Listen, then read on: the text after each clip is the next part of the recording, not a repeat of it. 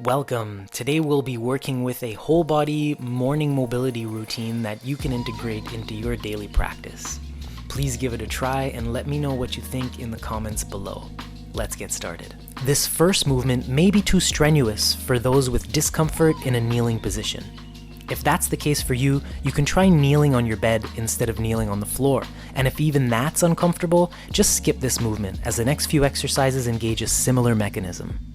Start by getting into a kneeling position with your toes tucked under and rest your hips on your heels. From here, you can hold your heels with your hands and shift your weight from one side to the other. Take note which side feels tighter and if you have any discomfort or little adjustments that happen along the way.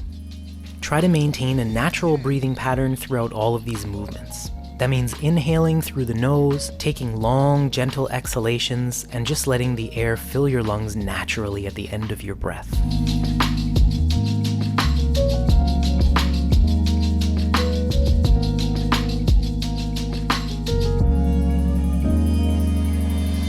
Let's apply this lateral shifting movement to a few different positions, starting with the crawl. You can get into a knee-hand crawl position with your hips stacked over your knees and your shoulders stacked over your hands. From here, you can shift from one side to the other. Your head and your hips are going in one direction, and your ribs and torso are in the other direction. Whichever side your torso is leaning towards, you want to be shifting to that hand and foot. So if your ribs are leaning towards the left, your weight will be going into your left hand and left foot, and vice versa. If you tuck your toes and press up to raise your knees about an inch off the ground, you'll be in a foot-hand crawl position. From here, you can try the same movement, and because your knees are free, you'll get a lot more range of motion out of your hips.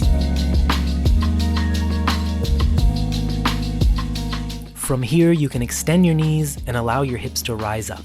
This is not downward dog, and you don't have to keep your knees straight. They can have a little bit of a bend, but you want your arms to be locked out as you shift from one side to the other once again.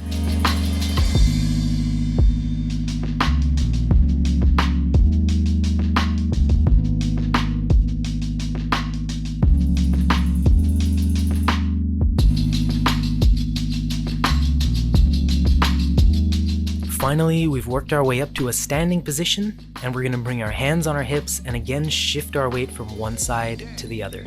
The hips will lean to one side and you'll feel your weight distribution on your feet shift over to the same side that you're shifting towards. Your head and shoulders should move in the opposite direction. Try moving in both directions, and remember, you want to have a receptive mindset here and really feel the differences between one side and the other. Really tune into what's going on in your body.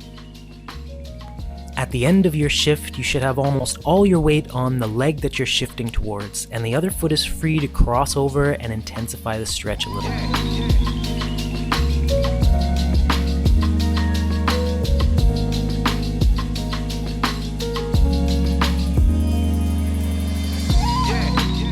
Next, you can try balancing on one leg and swinging the other leg forward and backwards, trying to maintain balance and stability and using the counterbalancing of your arms to swing as well.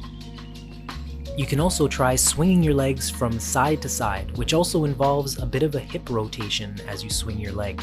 You can swing your arms in the opposite direction to counterbalance so that you have more stability on your foot.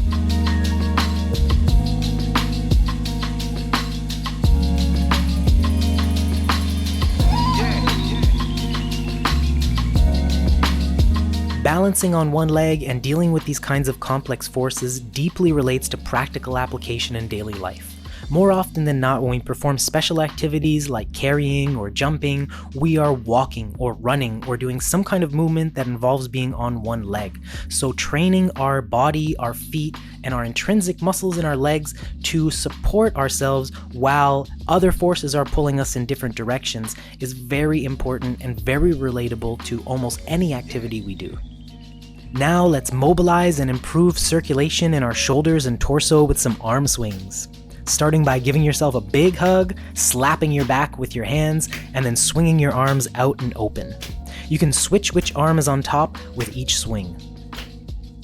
Next, we can do an overhead swing, slapping your upper back with your hands as you swing your arms overhead. As you let them come down, allow your arms to really swing back behind you.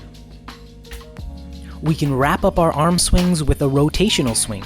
Simply rotate your torso and let your arms swing around your body naturally. Your lead arm should slap the opposite side of your lower back with the back of your hand, and the palm of the trailing arm should slap the opposite shoulder in the front. Try this a few times in each direction, and then let yourself settle in the center. From here you can stay standing or sit or lie down, but we're going to take a moment to take a few breaths. Take a long exhalation, exhaling as long as you can until you feel the thirst for an inhalation.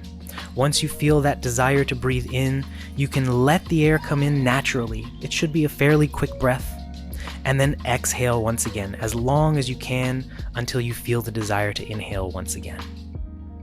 Take at least 3 slow breaths like this, but if you're feeling the vibe, you can continue a little longer. That's it for today. Thanks for tuning in. If you have any questions, please leave a comment. If you found this video helpful, please like and subscribe.